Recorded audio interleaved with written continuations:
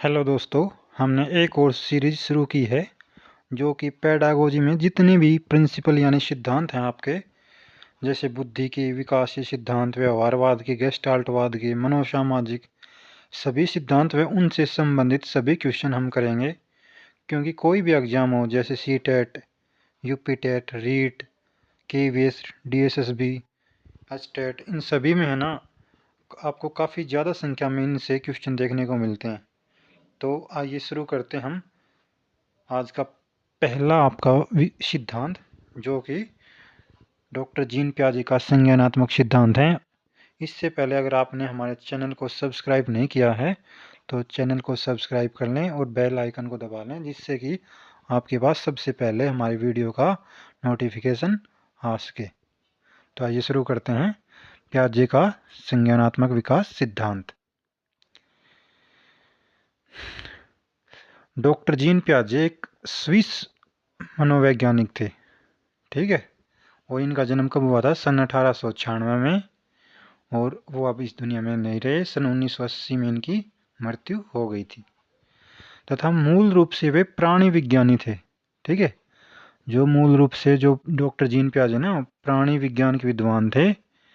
प्याजे ने फ्रांस के अल्फ्रेड विने था ना, उनके साथ भी कई वर्षों तक कार्य किया है। प्याजे ने बुद्धि के बारे में अपना तर्क दिया कि भाई बुद्धि है ना, वो जन्मजात नहीं होती। सबसे वो पहले है ना बुद्धि जन्मजात मानते थे। अब प्याजे ने इस बात का खंडन किया कि बुद्धि है वो जन्मजात नहीं होती। इन्होंने इस पूर्व कारक का खंडन किया कि बुद्धि जन्मजात होती है। इनके अनुसार जैसे जैसे बच्चे की आयु बढ़ती जाती है, उसका कार्य क्षेत्र भी बढ़ता जाता है। यानी कि जैसे जैसे हम किसी बच्चे की आयु बढ़ती जाएगी ना, तो उसकी सोचने की क्षमता भी है ना, वो भी बढ़ती जाएगी। वैसे वैसे उसकी बुद्धि में भी विकास होता जाता है। इनके अनुसार ही प्रारंभ में बच्चा सरल कॉन्सेप्ट को ग्रहण करेगा। मान लो जब बच्चा शैशवावस्था में है और एक बाल्यावस्था में, किशोरावस्था में, देखो इन तीनों अवस्थाओं में बच्चा अलग अलग चीज़ों को ग्रहण कर रहा है। शैशवावस्था में कुछ कर रहा है, बाल्यावस्था में थोड़ा और अच्छे से करेगा, किशोरावस्था में कुछ और अच्छे से करेगा। तो इसलिए जैसे जैसे उसकी उम्र बढ़ती जाती है ना, तो वो अलग अलग कॉन्सेप्ट को अच्छे से ग्रहण कर लेता है, ठीक है। लेकिन बड़े होने के साथ साथ वह कठिन से कठिन संप्रत्यों को भी ग्रहण करने लगता है, क्योंकि उसका जो विकास है बुद्धि का वो हो जाता है उस समय पर। तो धीरे धीरे वो उस कॉन्सेप्ट के ऊपर चलता है कि उसका विकास बच्चे का पर्यावरण के अंदर धीरे धीरे जैसे जैसे उसकी उम्र बढ़ती जाती है, तो बुद्धि भी उसकी विकसित होती जाती है। प्याजे ने इस बात का खंडन किया कि बुद्धि जन्मजात होती है, ठीक है। बस क्या करना है, सीखने के लिए उपयुक्त वातावरण एवं क्रियाएं चाहिए, ठीक है। सीखने के लिए उपयुक्त वातावरण एवं क्रियाएं चाहिए। प्याजे के अनुसार सीखना यांत्रिक क्रिया न होकर बौद्धिक प्रक्रिया है, ठीक है। देखो प्याजे के अनुसार सीखना एक मैकेनिकल प्रोसेस न होकर बौद्धिक प्रक्रिया है। सीखना संप्रत्यय निर्माण की प्रक्रिया है होती है, जिसमें सरल से कठिन संप्रत्ययों की ओर होता है, ठीक है।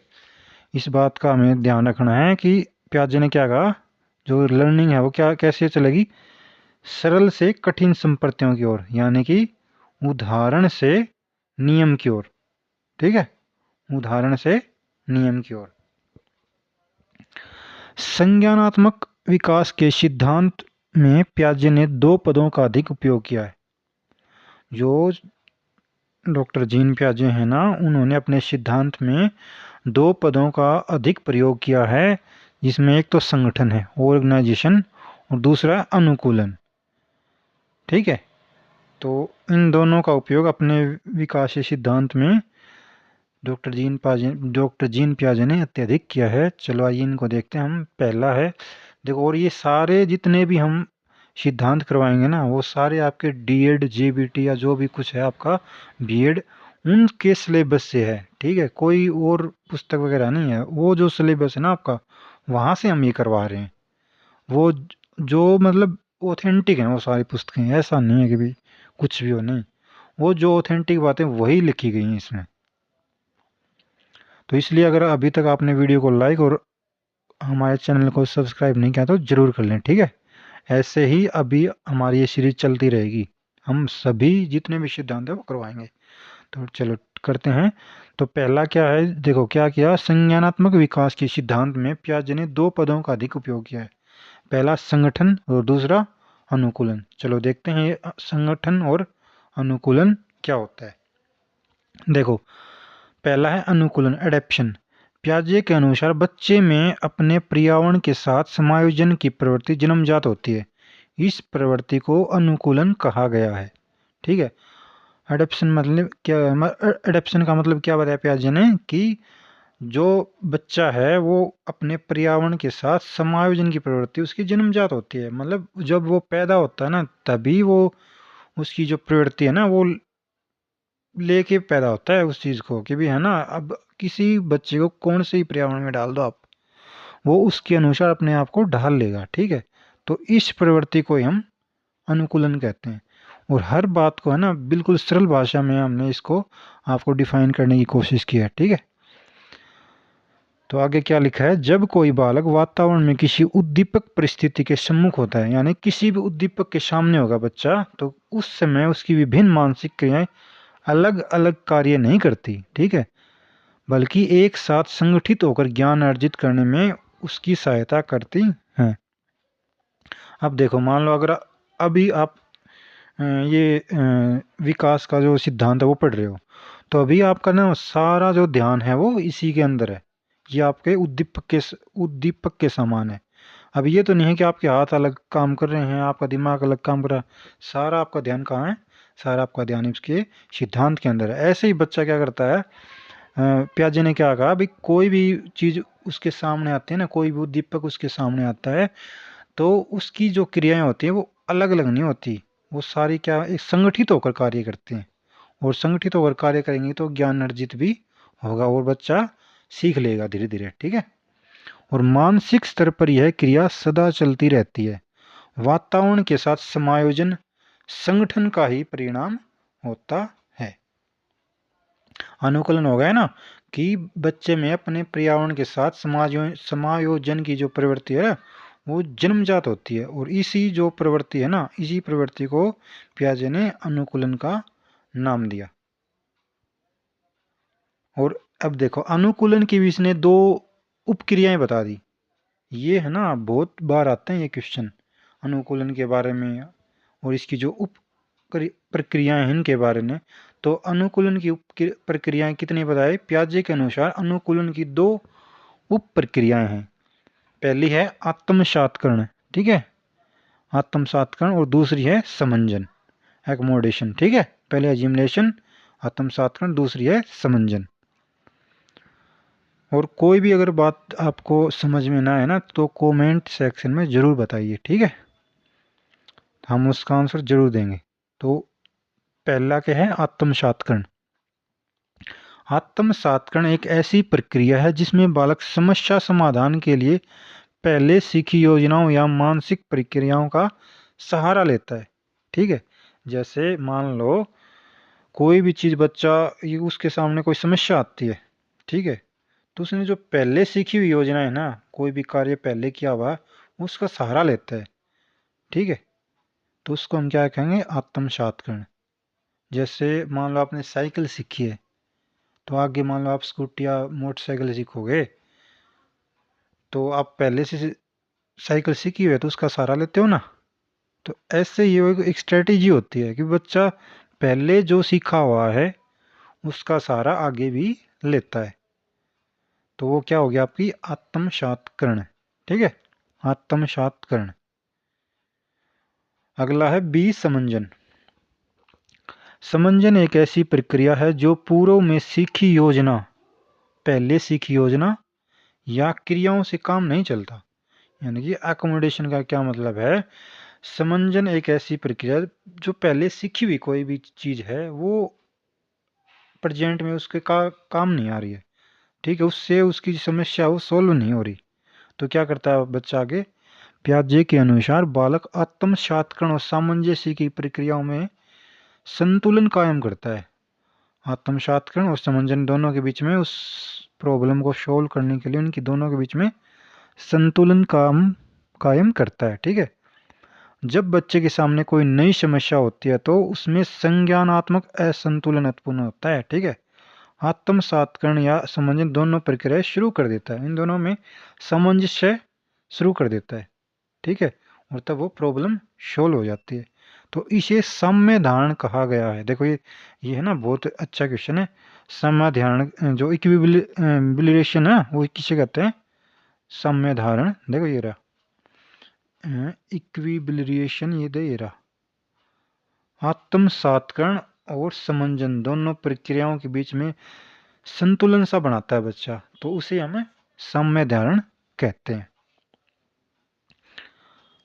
तो आत्मसात्करण का मतलब ये होगा ना कि भाई पहले सीखी हुई योजना का हम प्रेजेंट में उपयोग करके समस्या का समाधान करें। और समंजन का क्या मतलब है? पहले सीखी हुई योजना से हमारा काम नहीं बनता या प्रॉब्लम सॉल्व नहीं होती बच्चे की, तो हम आत्मसात्करण और समंजन इन दोनों में एक संतुलन सा बनाएंगे और फिर उसका समस्या का समाधान करेंगे, तो उसे हम क्या कहेंगे? समंजन। ठीक है, और इन दोनों के बीच में जो संतुलन बना रहे हैं ना, उस दौरान जो प्रोसेस हो रही है उसको हम कहेंगे साम्य धारण, इक्विलिब्रेशन। ठीक है, आगे है समंजन को आत्मसात्करण की एक पूरक प्रक्रिया माना जाता है। ठीक है, बालक अपने परिवेश के साथ समाहित होने के लिए आत्मसात्करण और समंजन दोनों ही प्रक्रियाओं का आवश्यकता अनुसार सहायता लेता है। यानी कि मान लो पहले से सीखी हुई योजना से कार्य चल जाता है तो आत्मसात्करण, नहीं चलता तो समंजन। ठीक है, और दोनों के बीच में जो प्रोसेस होगी वो होगा साम्य धारण। ठीक है, हो गया ना तीनों। अगला क्या है?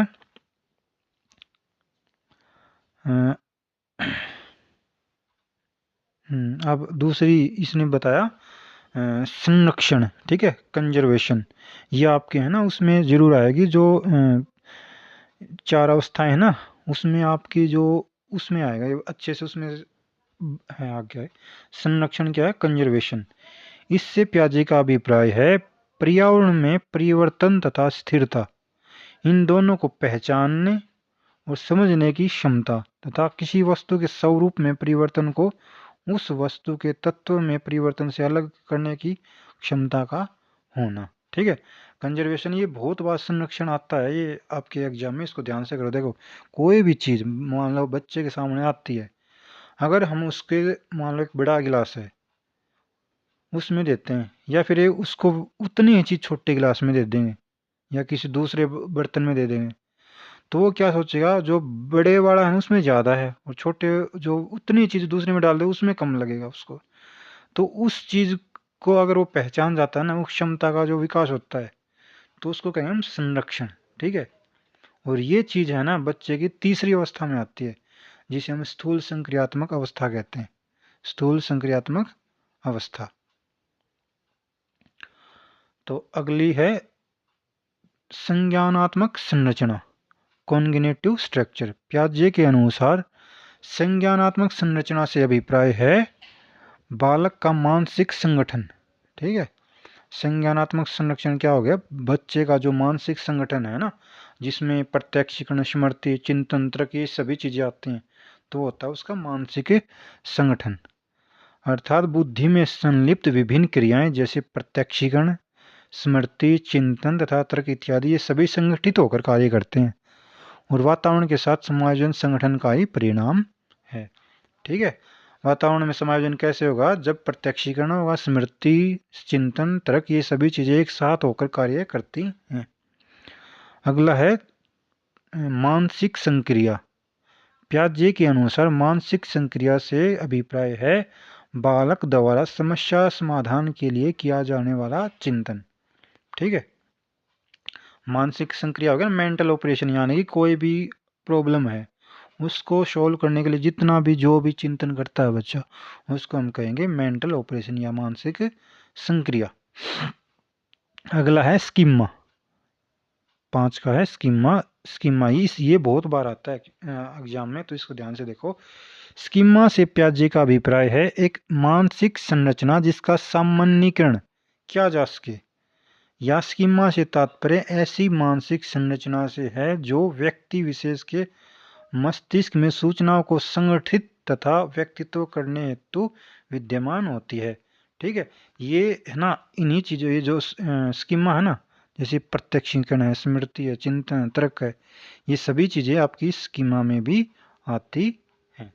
ठीक है, अगला है विकेंद्रण।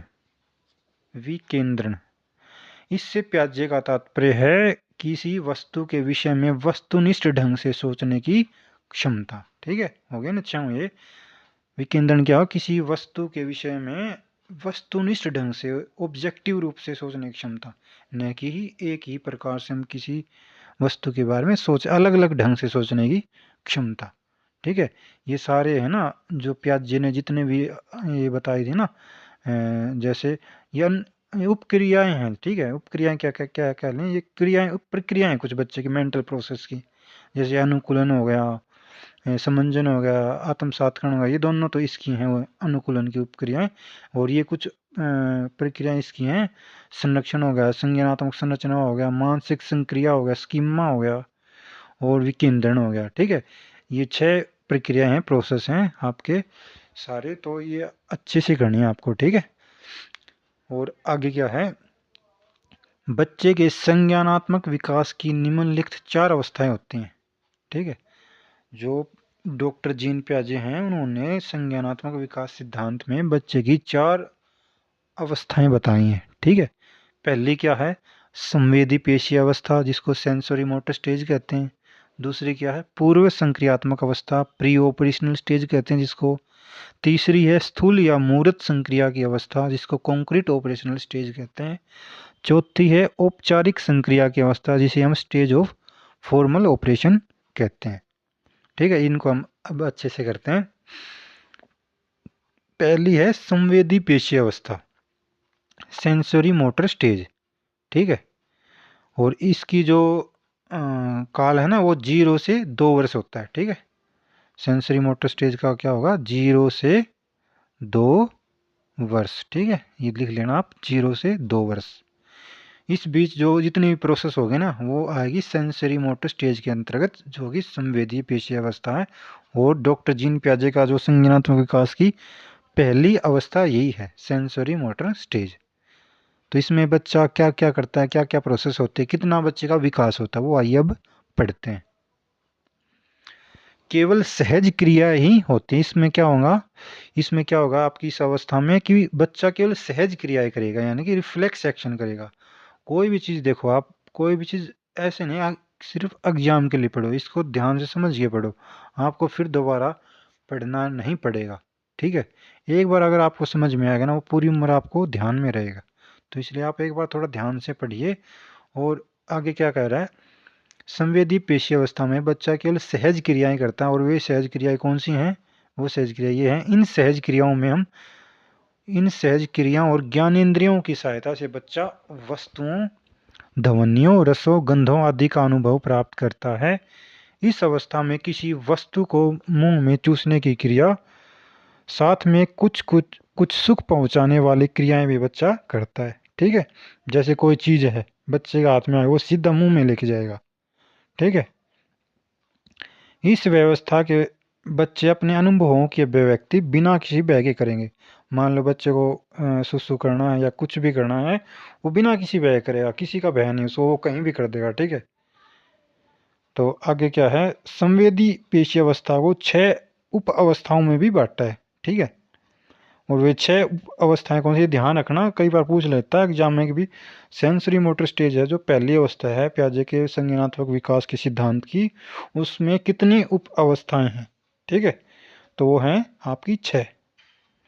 और इससे संबंधित जितने भी क्वेश्चन हैं हम इसके नीचे करवाएंगे हम, और फिर भी अगर कोई क्वेश्चन रह गया वो आपको हमारे 5000 क्वेश्चन की जो सीरीज चल रही है ना, उसमें मिल जाएंगी।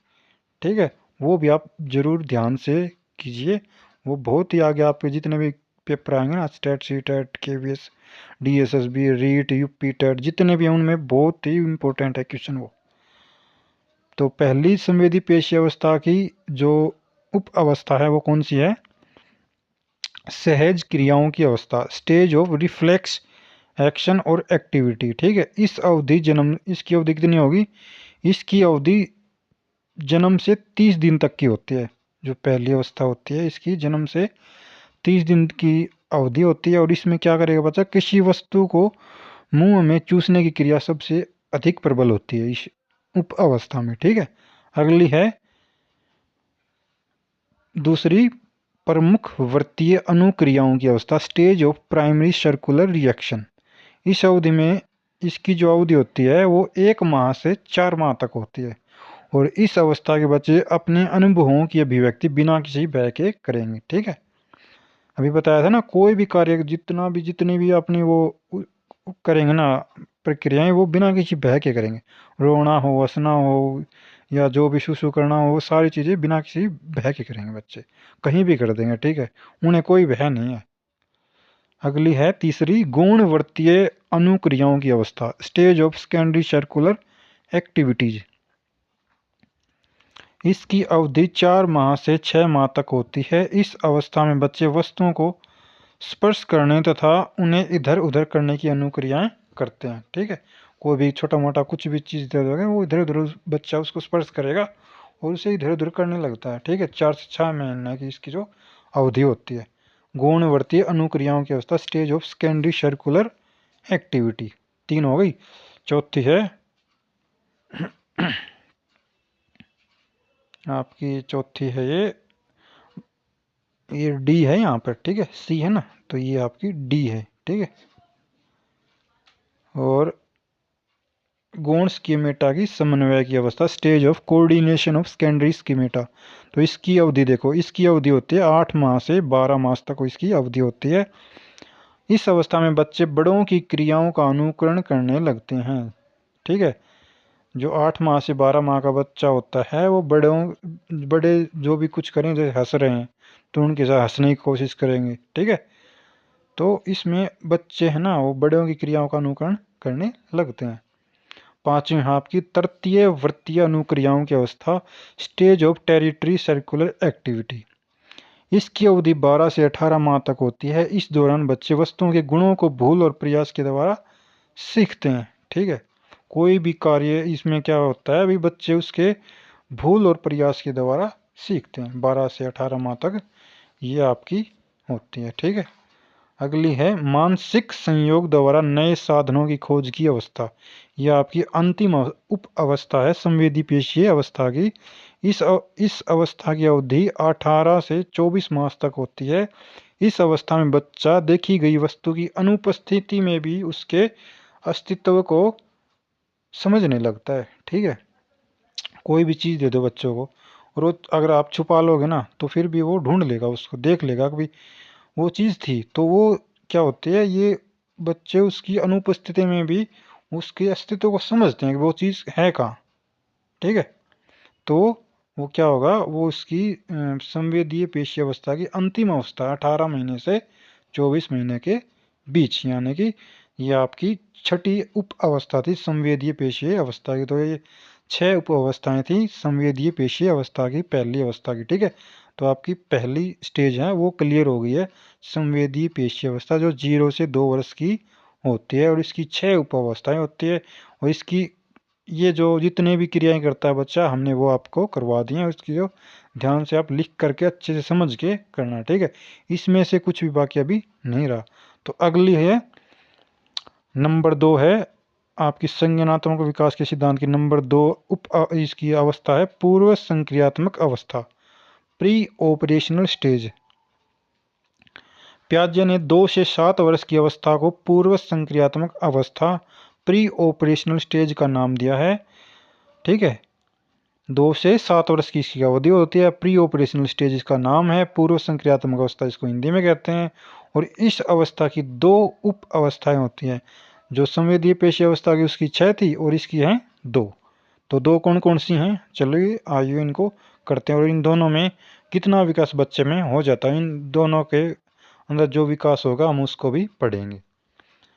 तो पहली है पूर्व संप्रत्यात्मक अवधि, प्री कॉन्सेप्शनल पीरियड। दूसरी है अंतर्दर्शी अवस्था, इंट्यूटिव पीरियड। ठीक है, तो पूर्व संप्रत्यात्मक अवधि, प्री कॉन्सेप्शनल पीरियड, इस उप अवस्था में निम्न विकास होते हैं। बच्चे अपने आसपास की वस्तुओं और प्राणियों में वस्तुओं तथा शब्दों में संबंध स्थापित करना शुरू कर देते हैं। देखो ये है, बच्चे अपने आसपास की वस्तुओं और प्राणियों और शब्दों में संबंध स्थापित शुरू कर देते हैं करना। ठीक है, आसपास ये 2 से स्टार्ट हो जाते हैं, 2 साल से स्टार्ट हो जाएगी ये आपकी। ठीक है, और इसकी अवधि है ना उप अवस्था की 2 से 4 वर्ष के बीच होगी। ठीक है, और इसमें क्या होगा, बच्चे प्राय अनुकरण एवं खेल द्वारा सीखते हैं। ठीक है, अनुकरण यानी कि बड़े जो करते हैं ना उसका अनुकरण करेंगे बच्चे, और खेल के माध्यम से भी इसमें सीखते हैं। ठीक है, कई बार क्वेश्चन आ जाए खेल के माध्यम से कौन सी अवस्था में सीखता है, तो बच्चा वो सीखेगा पूर्व संक्रियात्मक अवस्था। और ये क्वेश्चन आ जाए कि पूर्व संक्रियात्मक अवस्था में से भी कौन सी अवस्था में सीखते हैं उप अवस्था में, तो वो आ जाएगा आपका प्री कॉन्सेप्शनल पीरियड, पूर्व संप्रत्यात्मक अवधि। ठीक है, अगला है प्याजे के अनुसार 4 वर्ष तक के सभी बच्चे निर्जीव वस्तुओं को भी सजीव प्राणियों के समझ लेते हैं। ठीक है, उसे जीववाद कहा है। भाई जीववाद क्या होगा, ये आ जाता है क्वेश्चन कि जीववाद कौन सी अवस्था में होता है। जीववाद होता है आपका 2 से 4 वर्ष के बीच आपकी दूसरी अवस्था में। ठीक है, पूर्व संक्रियात्मक अवस्था। तो इसमें क्या है, बच्चा निर्जीव वस्तुओं को जैसे खिलौनों को भी वो सजीव मान लेता है, इसको हम जीववाद कहते हैं। अगला है बच्चे अपने विचार को सही मानते हैं। बच्चे समझते हैं कि सारी दुनिया इन्हीं के इर्द गिर्द है। इसे पियाजे ने आत्म केंद्रिता ईगोसेंट्रिज्म का नाम दिया है। ठीक है, ईगोसेंट्रिज्म हम पूर्व बाल्यावस्था को नहीं मानते ना, मानते हैं ईगोसेंट्रिज्म, आत्म केंद्रित होता है बच्चा उसमें। तो बच्चे अपने विचार को सही मानते हैं, बच्चे समझते हैं कि सारी दुनिया उन्हीं के इर्द गिर्द है। अगला है, ठीक है, ये आपकी इसकी पहली उप अवस्था हो गई है, जो कि कौन सी थी आपकी पूर्व संप्रत्यात्मक अवधि। ठीक है, तो दूसरी है पूर्व संक्रियात्मक अवस्था की दूसरी उप अवस्था है आपकी अंतःदर्शी अवस्था, इंट्यूटिव पीरियड। ठीक है, यह आपकी दूसरी उप अवस्था है। यह उप अवस्था 4 से 7 वर्ष तक चलती है। इस दौरान बच्चे भाषा सीखते हैं। ठीक है, भाषा सीखने की जो है वो यही है। ठीक है, भाषा जो सीखेंगे वो आपकी इंट्यूटिव पीरियड में सीखेंगे, या वैसे आ जाए तो एक कर देना पूर्व संक्रियात्मक अवस्था, जो आपकी 2 से 7 वर्ष के बीच में होती है ना, पूर्व संप्रत्यात्मक अवस्था। तो इसमें बच्चे भाषा सीखते हैं। ये क्वेश्चन आ जाता है, भाषा बच्चे कौन सी संज्ञानात्मक विकास के सिद्धांत के वर्ष में सीखेंगे, वो अवस्था ये होगी पूर्व संप्रत्यात्मक अवस्था, जो 2 से 7 वर्ष के बीच होती है। इस दौरान वे चिंतन एवं तर्क करने लगते हैं। सही है, बिल्कुल। इस दौरान के चिंतन एवं तर्क में कोई क्रमबद्धता नहीं होती, ये ध्यान रखना। तर्क तो शुरू हो जाता है लेकिन क्रमबद्धता नहीं होगी उसके अंदर।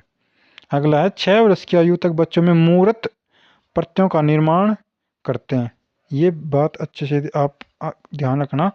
मूर्त जो कॉन्सेप्ट होते हैं ना, वो 2 से 7 वर्ष के बीच में बच्चे सीख लेते हैं। 2 से 7 वर्ष पूर्व संक्रियात्मक अवस्था में जो 2 से 7 वर्ष होती है, जो प्याजे की दूसरी अवस्था है। ठीक है, और उप अवस्था कहे तो अंतःदर्शी अवस्था, इंट्यूटिव पीरियड, जो 4 से 7 वर्ष के बीच में। ठीक है, आगे क्या है, वे रट कर अधिक सीखते हैं। जैसे वे यह तो याद कर लेंगे कि 2 और 2 4 होते हैं, लेकिन उनको पता नहीं होगा ये आया कैसे। और इस अवस्था में धीरे धीरे प्रतीकों का ग्रहण करना सीखते हैं बच्चे। ठीक है, इसको ध्यान रखना। ये भी आ जाता है सिंबल्स के बारे में, बच्चा कौन सी अवस्था में सीखता है, वो है पूर्व संक्रियात्मक अवस्था, जो 2 से 7 वर्ष के बीच होती है, और जो दूसरी अवस्था होती है संज्ञानात्मक विकास की।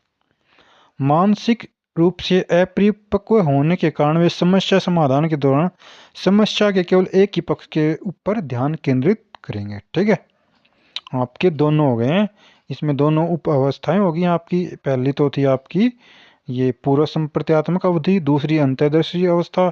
इन दोनों का हमें समय भी बता दें, यही अवधि है। इसमें इनमें क्या क्या विकास होता है इसको ध्यान रखना है। और आपकी सेंसरी मोटर स्टेज संवेदी पेशी और पूर्व संक्रियात्मक अवस्था, ये 2 अवस्थाएं हो गई हैं। इनमें जो जो भी विकास होता है वो हो गए हैं। इनको आप थोड़ा ध्यान से, ठीक है। अब कुछ भी बाकी नहीं रहा इन दोनों अवस्थाओं में से, ठीक है। तीसरी है आपकी स्थूल मूर्त या मूर्त संक्रिया की अवस्था। देखो, स्थूल मूर्त संक्रिया की अवस्था कॉन्क्रीट ऑपरेशनल स्टेज, जो कि इसकी अवधि होगी 7 से 11 वर्ष, जो तीसरी अवस्था होती है प्याजे के संज्ञानात्मक विकास की, ठीक है। बच्चों में तर्क एवं समस्या समाधान की जो क्षमता होती है ना, अच्छे से जो होती है, वो हो गया आपकी तीसरी अवस्था में। बच्चों में तर्क एवं समस्या समाधान की जो एबिलिटी है वो तीसरी अवस्था में अच्छे से हो जाती है, ठीक है। इस दौरान बच्चे मूर्त समस्याओं का समाधान तो ढूंढते हैं, परंतु अमूर्त समस्याओं के इस बारे में अभी नहीं सोच सकते। इस अवस्था में कॉन्क्रीट ही समस्याओं का समाधान करने लगते हैं बच्चे, ठीक है, अच्छे से। अगला क्या है, प्याजे के अनुसार इस अवधि में बच्चों में निम्न क्षमताएं विकसित हो जाती हैं। इसको अब ध्यान से करना। प्याजे के अनुसार इस अवधि में बच्चों में निम्न क्षमताएं हैं, जो एबिलिटी हैं, वो विकसित हो जाती हैं। ये आपका बहुत बार एग्जामों में आया हुआ है, तो इसको अभी ध्यान से करना। तीसरी जो अवस्था चल रही है आपकी, इसमें कुछ एबिलिटी बताएगा अभी कौन कौन सी विकसित होते हैं, तो देखते हैं। आइए देखो, पहली है कंजर्वेशन। कंजर्वेशन से अभिप्राय है जब कोई पदार्थ रूप में बदल जाने के बाद भी मात्रा या संख्या या भार तथा आयतन की दृष्टि से समान तथा अपरिवर्तित रह जाता है। मान लो हम किसी गिलास में दूध डालते हैं और वो बच्चे को देते हैं, या फिर वो एक उतना ही मात्रा में कटोरी में डाल लेंगे, तो कटोरी वाला उसको कम लगेगा और वो गिलास वाला उसको ज़्यादा लगेगा, ठीक है। तो संख्या, भार तथा आयतन की दृष्टि से समान तथा अपरिवर्तित रह जाता है, उसे कंजर्वेशन कहा जाता है, ठीक है। यह एबिलिटी जब बच्चों में हो जाती है तो वो कौन सी अवस्था होगी, वो अवस्था होगी आपकी तीसरी अवस्था, जो कि आपकी है स्थूल या मूर्त संक्रिया की अवस्था, कॉन्क्रीट ऑपरेशनल स्टेज, ठीक है। कंजर्वेशन आ गई ध्यान में। चलो अगली करते हैं, संख्या बोध। गणित पढ़ना तथा वस्तुओं को गिनना शुरू कर देना, ठीक है। ये इसमें एबिलिटी आ जाती है तीसरी अवस्था में, जो कि आपकी कॉन्क्रीट ऑपरेशनल स्टेज स्थूल संक्रियात्मक अवस्था है प्याजे के संज्ञानात्मक विकास सिद्धांत की। अगली है क्रमानुसार व्यवस्था। वस्तुओं को क्रमानुसार व्यवस्थित करने की जो एबिलिटी है वो भी आपकी तीसरी अवस्था में बच्चों में आ जाती है। अगला है वर्गीकरण, यानी कि विभिन्न प्रकार की वस्तुओं को विभिन्न दृष्टिकोणों से वर्गीकृत कर सकना, जैसे मीठी वस्तु, कड़वी वस्तु, खट्टी वस्तु, ये होता है वर्गीकरण। ये चीज़ें बच्चे में तीसरी अवस्था में जो इनकी एबिलिटी है वो आ जाती है, वो बता देगा ये मीठी वस्तु है, ये कड़वी वस्तु, ये खट्टी वस्तु है। अगला है पारस्परिक संबंध। उद्दीपक के पारस्परिक संबंधों को अच्छी प्रकार से समझने लगना, ठीक है। भाई मान लो जो 2 रेखाएं खींची हुई हैं, पूछ लो कौन सी रेखा बड़ी है, तो बता देगा ये रेखा बड़ी है।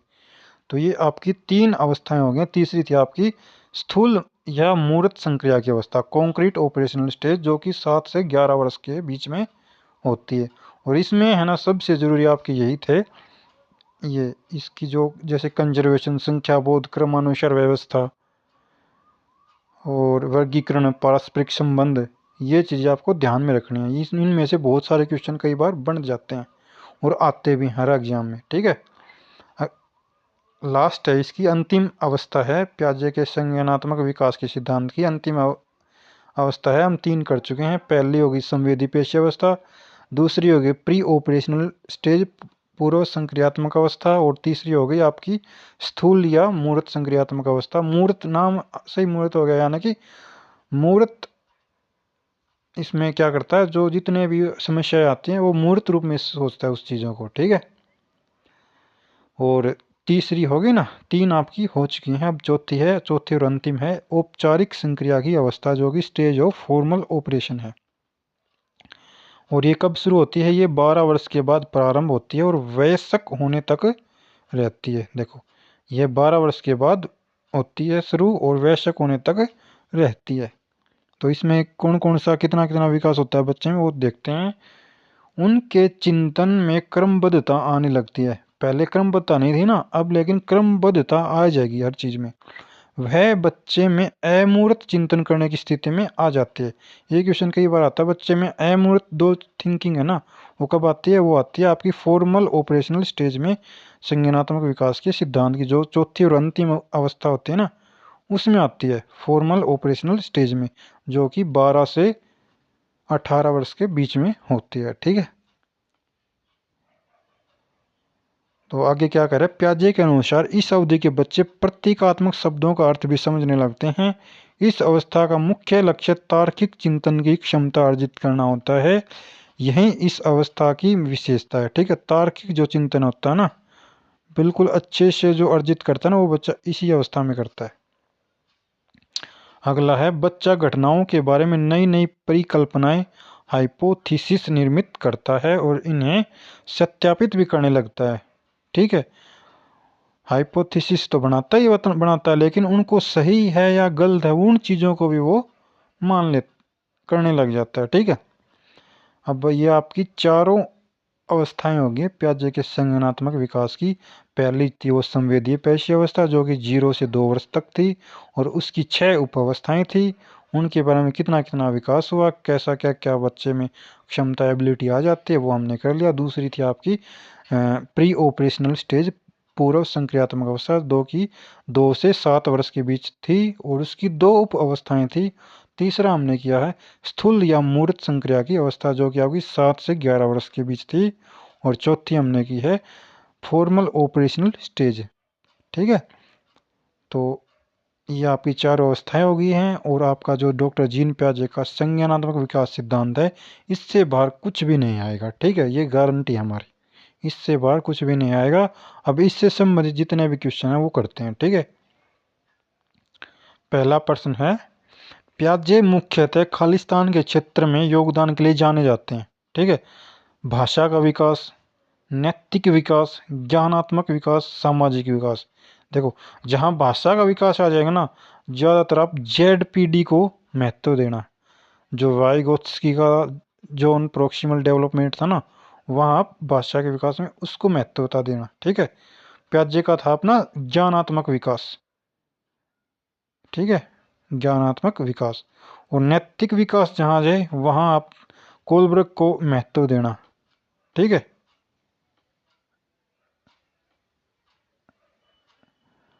ये हो गया पहला क्वेश्चन, पहले का आपका सी आंसर है। ठीक है,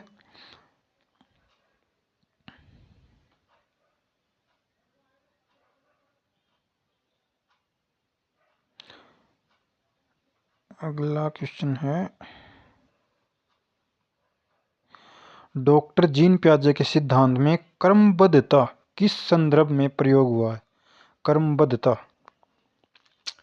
डॉक्टर जीन प्याजे के सिद्धांत में क्रमबद्धता किस संदर्भ में प्रयोग हुआ है? तो देखो, ऑप्शन ए, वस्तुओं को किसी एक आयाम जैसे लंबाई पर आधारित क्रम देना। बी, दूसरों का परिप्रेक्ष्य लेने की क्षमता। सी, चिंतन का वर्णनात्मक रूप जैसे कहानी कथन में होता है। या डी, स्थानों जैसे अपने विद्यालयों का स्थानिक मानचित्रण करने की क्षमता। ठीक है, तो इसमें से आपका तो डी है आपका, स्थानों जैसे अपने विद्यालय का स्थानीय मानचित्रण करने की क्षमता। तो इसका सही आंसर क्या होगा? इसका सही आंसर होगा आपका ऑप्शन नंबर ए, जो कि आपकी स्थूल मूर्त संक्रियात्मक अवस्था थी ना, स्थूल मूर्त संक्रियात्मक, जिसमें हमने वर्गीकरण किया, कंजर्वेशन किया, तो वस्तुओं को किसी एक आयाम जैसे लंबाई पर आधारित क्रम देना, यानी कि कौन सी छोटी रेखा है, कौन सी बड़ी है, वो है ये। ठीक है, ये आपका ऑप्शन ए ठीक है। ये गलती से सी लिखा गया है, ये गलत है, यहाँ पर ए लिख लेना। ठीक है, ये अगला क्वेश्चन है, डॉक्टर जीन प्याजे अपने संज्ञानात्मक विकास के सिद्धांत में संज्ञानात्मक संरचनाओं को खालिस्तान के रूप में वर्णित करते हैं। ऑप्शन ए, विकास का समीपस्थ क्षेत्र के। ऑप्शन बी, स्कीमा मनोबंध। सी, मनोवैज्ञानिक उपकरणों। डी, उद्दीपक उनिक्रिया संबंध। ठीक है, तो स्कीमा ये सबसे इसका वो है ना, तो स्कीमा मनोबंध है ना, ये डॉक्टर जीन प्याजे से जुड़ा हुआ। जहाँ स्कीमा जो है ना, वहाँ समझ लेना डॉक्टर जीन प्याजे का संज्ञानात्मक विकास सिद्धांत है। और ये विकास का समीपस्थ आ जाएगा वो जेडपीडी है, वाइगोत्स्की का। ठीक है। और आगे आगे अब आगे क्या है, अगला क्वेश्चन करते हैं। देखो, निम्नलिखित व्यवहारों में से कौन सा जीन प्याजे के द्वारा प्रस्तावित मूर्त संक्रियात्मक अवस्था को विशेषित करता है? तो मूर्त अवस्था कौन सी थी? तीसरी अवस्था थी ना डॉक्टर जीन प्याजे के सिद्धांत में। तो ऑप्शन ए दे रखा है इसमें, परिकल्पित निगमनात्मक तर्क साध्यात्मक विचार, या बी संरक्षण कक्षा समावेशन, सी आस्थगित अनुकरण पदार्थ स्थायित्व, और डी प्रतीकात्मक खेल या विचार। तो आप कौन सा इसका सही आंसर रहेगा इसका? देखो, परिकल्पित निगमनात्मक तर्क ये आता है आपका चौथी अवस्था में। ठीक है, जो कि आपकी फॉर्मल ऑपरेशनल स्टेज है ना, चौथी, जो 11 या 12 वर्ष के बाद शुरू होते हैं, वो ये तो है उसका। और अनुकरण या पदार्थ स्थायित्व ये होता है आपका 0 से 2 वर्ष के बीच में जो होती है ना, ये उसका। प्रतीकात्मक खेल या विचार ये होती है आपकी तीसरी जो अवस्था होती है ना, ये उसका। तो बच गया क्या? ये डी संरक्षण, जो कंजर्वेशन वगैरह जो पढ़ी थी ना हमने, ये आपकी तीसरी अवस्था हो गई, स्थूल या मूर्त संक्रियात्मक अवस्था। ठीक है। अगला है, जीन प्याजे के सिद्धांत का प्रमुख प्रस्ताव है कि ऑप्शन ए, बच्चों की सोच मात्रात्मक रूप में वयस्कों से भिन्न होती है, बच्चों की सोच गुणात्मक रूप से वयस्कों से भिन्न होती है, या सी, बच्चों की सोच वयस्कों से निम्न होती है, या डी, बच्चों की सोच वयस्कों से बेहतर होती है। तो इसका सही आंसर है, बच्चों की सोच गुणात्मक रूप से वयस्कों से भिन्न होती है। ठीक है, भिन्न तो होती है लेकिन गुणात्मक रूप से। अगला क्वेश्चन है आपका, कौन सा क्वेश्चन? हाँ, ये आ गया।